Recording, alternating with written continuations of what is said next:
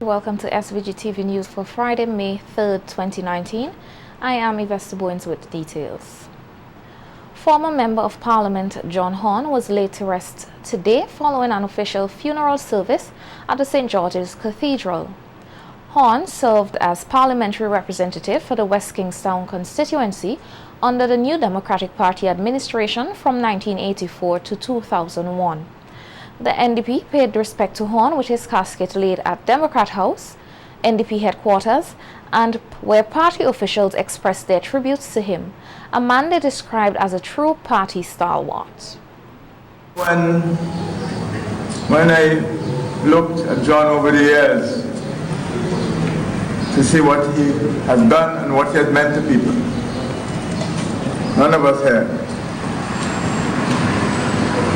can claim the love that has been shown to him by so many thousands of people in St. Vincent and Grenadines. As he leaves us here, I say to him, God be with you. You have done well. You have fought the good fight. And you will be rewarded more than any of us here can say. Pass on all things lovely, every hour. Nothing in human life, least of all in religion, is ever right, but it is always beautiful. John Clark Horne, we honor you, a politician's politician, and we're even more pleased this morning that in your arrival in heaven, you are received by none other than Honorable Eddie Griffith of Central Kingstown, Dennis Kingstown. May God and life perpetual line continue to share with you. Before I got to know him better, when he had more time to sit, reflect, and to give advice, which I always took seriously. I want to thank you all for being here today. I know it was very short notice, but we had to make sure that we got John to come through this place for one last time. He will always be in our hearts, in our memories. He will always infuse this place with his character, with his contribution to St. Vincent and the Grenadines. Thank you. Horne's casket was then taken to the House of Assembly, where a number of parliamentarians and other officials had the opportunity to view his body and pay their final respect to him. Parliamentarians from both sides of the House took the opportunity to shed more light on Horne's character as an outstanding citizen. See, what you see here today, I'm not aware that it ever happened in St. Vincent before, where people come publicly to pay their tribute. Usually when they have these in the parliamentarian day, you have some invitees and so on. This kind of crowd, I've never ever seen this, and I've been now in parliament for 21 years. I've never seen anything like this. That tells you something about John. No other parliamentarian in St. Vincent now can attract the crowd that John Horne is attracted. As I've said on more than one occasion since the death of John Horne, he's a very good man, made important contribution to the country, not only as a politician. John used to be involved in drama himself, culture, the singing in Kingstown Chorale. He was a fantastic basketball player, he was a good athlete, and a patriot. And his family and friends should feel that a good man has left us. While we are sad, we are encouraged by the fact that so many people have sent their tributes and have so many good things to say about him. He was a statesman, he was a decent human being, he was a wonderful person. We will miss him deeply. But we know that he has done so much in his life that will continue to be a legacy. And that the life that he lived will be an example for people who want to go into public service. I think he was a fine gentleman sitting on the opposite side, and we've had very cordial relationship. I often call him Brother John.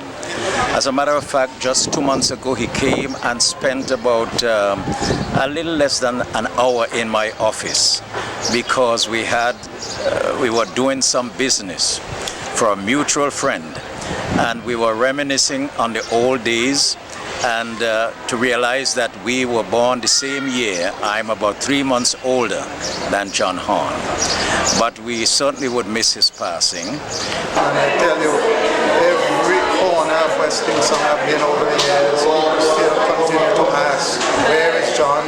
How is he doing? I mean, every wedding, every birthday, every anniversary, people of all political persuasions. There are a lot of people who never supported him, but who remain very, very good friends. Never supported him politically, but never allowed him to separate himself from them. And so that to me was a very special honor. It's always sad, you know, to see another soldier pass. But such is life. We have to carry on. A lot of problems in this country that have to be solved. And can't complain. I'm not one to complain. I'm a one to correct. Members of the public also shared fond memories of Horne, many describing him as a people person. Everybody look at his face, and he was a very humble man and very unique in his own way. And I pray and hope that his soul will continue to rest in peace, and all the best to the family. May they have the strength from God to keep them in their time. Very good man. Since I know Mr. Horne, he is a very, very good man, even before he get in politics. He's such a nice person. And when he get in politics, he was nicer than that. So he never asks whether you are from the other side or his side. He deal with you. He fix you up. Anything you want, you ask him, and he could give you, he gave you. He's a very loving person. He was loved by the constituency of Central Kingston, East Kingston. Many of the residents of Kingston will always remember him for, as they say, he never passes with his vehicle unless he gives somebody help. So he will be missed by all sectors of society. May his soul rest in peace. And John Horne never once in my recollection engaged in gutter politics. Never cursed anybody on the platform. He was never bitter. He was never contentious. He was every inch a gentleman. His love for his people shone through and colored everything he said or did. Very good man, very good politician, and many other because remember he was an actor as well, as how I am an actor. So we had a very good interaction. This was just about a month ago when he was talking under the post office. We had a good interaction and so. But I didn't know that he was sick, you know, so may God rest in peace. I was there with him all his election. He was by his side. He was a very nice person, and I was so shocked at his death. I couldn't believe it. But I know he gone to a place where there's no more sorrow, no more sickness, and no more pain. Former diplomat Seon Marshall has been appointed press secretary to Prime Minister Dr. Ralph Gonsalves. Marshall's appointment took effect from May 1st, 2019, replacing Hans King, the longest-serving press secretary under the current administration. Prior to his appointment, Marshall served as the counselor at the St. Vincent and the Grenadines Permanent Mission to the United Nations. He was recalled in 2017 following a domestic violence incident. Marshall also hosts an hour program on WeFM and recently chaired the first ever night market hosted by Invest SVG. Children across SVG will be the focus this month for the Ministry of Education and the Royal St. Vincent and the Grenadines Police Force, which came together today to launch Child Month 2019. The month-long activities were launched at a prayer and breakfast session held at French's House under the theme building a foundation for quality education through early literacy. The activities are expected to raise national awareness of early childhood education in schools across SVG. President of the National Association for Early Childhood, educator Esther Pompey, said teachers and parents must find fun ways to teach children which will help in their early development. As competent linesmen, introduce our children to picture reading, exploring colors, shapes, and much more. Those mixing the concrete are excellent in storytelling. Very often though, in the construction of the foundation, our contractors have to remodel the plan drafted by our parents, the architect. If we do not remodel, our foundation will be twisted and will not be a strong one. Officers, you are not left out in our construction. You visit our sites so regular and share with our children. You provide security services to help in avoiding the contamination of the young mind from negative influences. The month of activities is part of the Declaration of the Rights of a Child, and according to Chief Education Officer Elizabeth Walker, children are looking for role models and the adult population has a major role to play in this regard. It's not only important to educate, but the type of education is critical because the damage done in the early years is difficult to erase. Children need role models who will positively impact their lives through words and action. They must not be exposed to negative experiences which will retard their overall development. What we do to them will shape their destiny. Lead by example. At today's launching ceremony, prayers were set for teachers, principals, students, the Ministry of Education, and parents by various church leaders in SVG. They also had their say on how children should be raised in society. Purchasing alcohol and controlled substances is 18 years old in St. Vincent and the Grenadines. Yet, many vendors ignore this rule, and children and young people are often sent to purchase alcohol.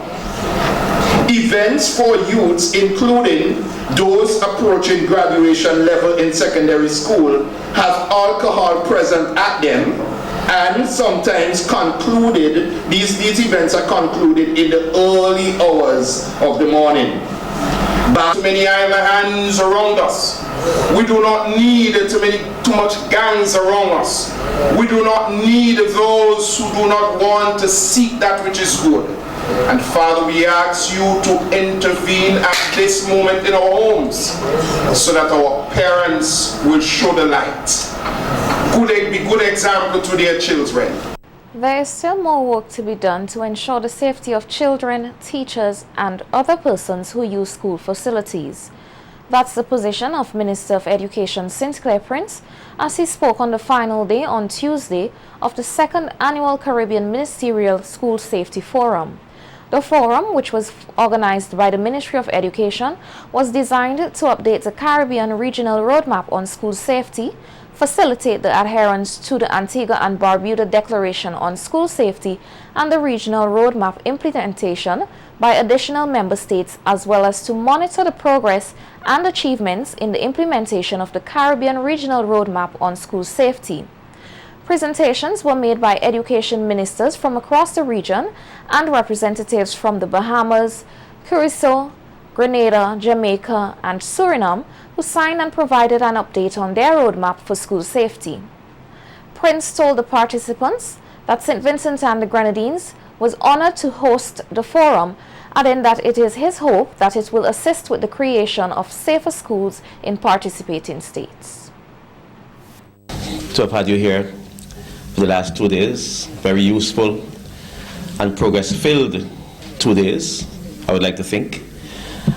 I'm happy that you were able to interrogate yourselves with respect to risk reduction and resilience in the education sector in particular. and generally that you were able to interrogate the issues surrounding risk reduction in the Caribbean. I'd like to thank Haiti for that final intervention and giving us a reality check as to what happens really in our backyard. I don't think that we appreciate it very much as to what has happened in Haiti and the extent to which the people of that country have suffered. So we have to continue to deal with these issues, and we'll have to be more serious in dealing with these issues. I know, not that to say that we're not being serious now, but we have a lot of work ahead of us. Jamaica's Minister of State in the Ministry of Youth and Information, Orlando Terrello, said any topic relating to disaster risk reduction must include climate change, and reminded the participants of the 7th Regional Platform for Disaster Risk Reduction for the Americas. He said this platform will give countries an avenue to voice their concerns relating to disaster risk management. When we speak of disaster risk reduction, we have to speak of environmental stability, sustainability. We have to speak of climate change. It is the effects of climate change that have caused the increase in the ferocity of natural disasters as we have seen them throughout the region. And the sad thing is that it is the countries who produce the least harmful gases, etc., that affect climate change, small island developing states, low-lying states that actually suffer the results of, greenhouse emission, climate change, etc. And so I believe it is important that all of us represent or are represented at this regional platform in Jamaica next year so that we can let our voices be heard, we can learn new solutions as relates to disaster risk management, resilience techniques, etc. And so I want to thank the organizers for that. Vincimas 2019 will be launched tomorrow, May 4th, under the theme Welcome to Soca Land. The action-packed program of activities includes a motorcade on both the leeward and windward side of the island and a parade through the streets of Kingston to Carnival City Victoria Park. Chairman of the Carnival Development Corporation, Ricky Adams, said this will be a first round of events that all persons can take part in. Usual motorcades coming from the windward and leeward sides of the island, and we've got some powerful sound systems. We've got some floats, and so that would be going out with them. And when they get back into Kingston, while they're out there, we're having a Junior Fet World, and we're going to be celebrating some of our junior performers, including a couple of the bands that were at the recent school band showcase, some of the junior soca and calypso artists who are going to be in competition this year. And we're going to be coupling that with some face painting, rock climbing, bouncing castles, that kind of stuff. So we're really putting on a little mini fair for the juniors while the adults are coming from the windward and leeward sides of the island to get into town. The official launch will start at 7 p.m. at the Victoria Park. This segment of the launch will feature addresses from government, CDC officials, and sponsors, as well as the People's Choice Soca Clash. Everybody gets together, and we have our parade from the cruise ship terminal down to Victoria Park. And this year, apart from just showcasing the components, we actually lining up the parade according to the order of the shows for Carnival this year. So you can go and see a representation of Evo, or you can go and see a representation of Miss SVG. Of course, all the young ladies will be there. You can go and see a representation of Soca Monarch, a representation of the Steel and Glitter, etc. So we're going to have Pan, we're going to have Soca artists, Calypsonians, we're going to have the Miss SVG delegates, we're going to have representatives from Mars, etc. And we make our way down to Victoria Park, where we have the official launch of the Carnival, and that is going to be, again, an energy-packed show. I just want to tell people that tickets are already available, so if you want to avoid the rush at the gate, go down to the CDC office and secure your tickets early. And they're only $10. It's one of the best package shows that you would ever find for $10, because in there, so we're going to have about 6 or 7 artists who are going to be performing, and the winner is going to get prizes that are donated by some of the sponsors. And the winner is going to be the person who evokes the greatest crowd response. Adams also added that some changes were made this year as they seek to improve on the quality of the shows put on by the CDC. Things that we're doing this year is we're trying to focus on making sure that what we do right. There were a couple of the events last year that we still thought we needed to tweak. So rather than going and trying to introduce new events again, what we decided to do is focus this year on doing what we do, getting it right. One of the things that would be different this year is we don't have the Annisvale tarmac for our soca semifinals. So we're looking to take our soca semifinals as a cooler style event out to maybe Rabaku and have it like a picnic, a soca, a picnic style soca semifinals.